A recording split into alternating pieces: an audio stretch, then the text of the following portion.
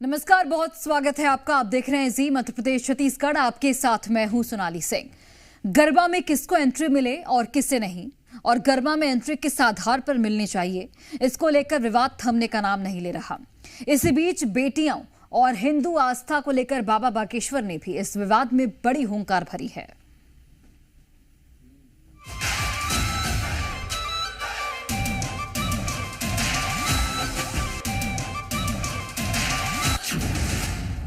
गरबा में भाईजान की एंट्री बैन होगी पहचान।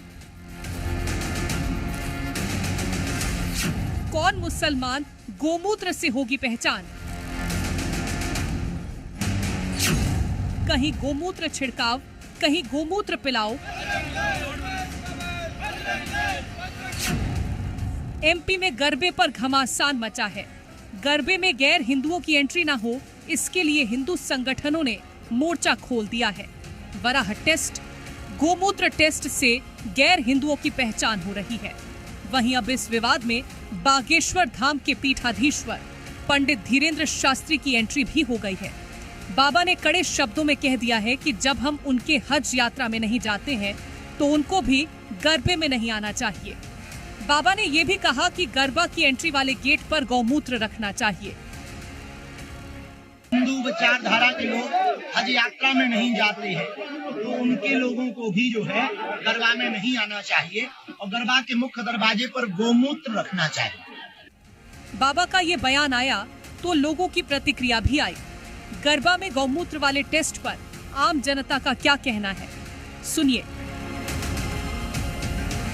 गरबा इसलिए हम लोग करते हैं कि मातृशक्ति आदि शक्ति स्वरूपा को रिझाने के लिए हमारी बहन बेटी गरबा करती है। लेकिन देखा जाए वर्तमान स्थिति में असामाजिक तत्व उसमें एंट्री कर जाते हैं और गरबा को केवल और केवल मनोरंजन का साधन बना लिया गया है। जो विधर्मी अपनी माताएं बहनों को बरगला कर उनको लालच देकर गरबे के ऐसे माध्यम, वो तो ऐसे मौके देखते ही हैं कि हिंदू बहन बेटियों को कैसे मौके पर कहाँ हम उनको कैसे क्या उनको अपने जाल में फंसा सकें। बाबा बागेश्वर जो बोलते हैं वो बिल्कुल सत्य बोलते हैं।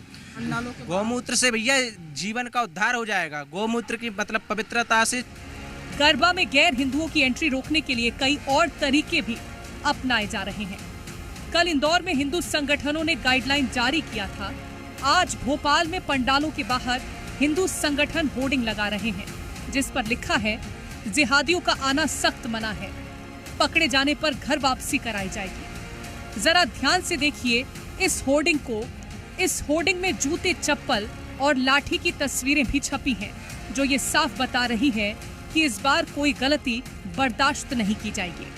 जी बता दें कि संगठनों में आक्रोश इसलिए भी दिखाई दे रहा है जिस तरीके से गरबा पंडालों से बाहर तस्वीरें सामने आती है वो कई बहन बेटियां जब शिकार होती हैं अलग अलग धर्मों के समुदाय के लोगों से, उसके बाद आप राजधानी भोपाल की जब तस्वीर देखेंगे तो यहाँ पर बड़े होर्डिंग लगा दिए गए हैं और लगातार नारेबाजी की जा रही है। होर्डिंग में लिख दिया गया, गरबे के पंडाल में जिहादियों का आना सख्त मना है, पकड़े जाने पर घर वापसी कराई जाएगी, उचित व्यवस्था की जाएगी। और उचित व्यवस्था आप देखेंगे तो जो यहाँ पर कार्यकर्ता है उनके हाथ पे लठ नजर आ रहे हैं। और रही बात गाइडलाइन की, तो क्या इनसे अनुमति लेते हैं ये लोग, हम इनसे जान भी लेंगे। वो भी आए उसे गोमूत्र पिलाया जाए, कितना आप समर्थन करते हैं? ये बिल्कुल सही चीज़ है। बाबा बागेश्वर साहब हम ये करते भी हैं। अगर हमें किसी पे वो होता है, शक होता है, फिर भी वो अगर हिंदू बन के अंदर जाना चाहता है तो हम ये सारी चीज़ें ट्राई करवाते हैं उनसे।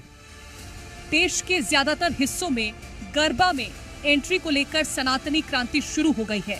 हिंदू संगठन गाइडलाइन जारी कर इस बात पर फोकस कर रहे हैं कि भाईजान अगर गरबे में आते हैं तो बख्शा नहीं जाएगा, जिसके लिए गरबे में एंट्री से पहले गौमूत्र टेस्ट पास करना पड़ेगा।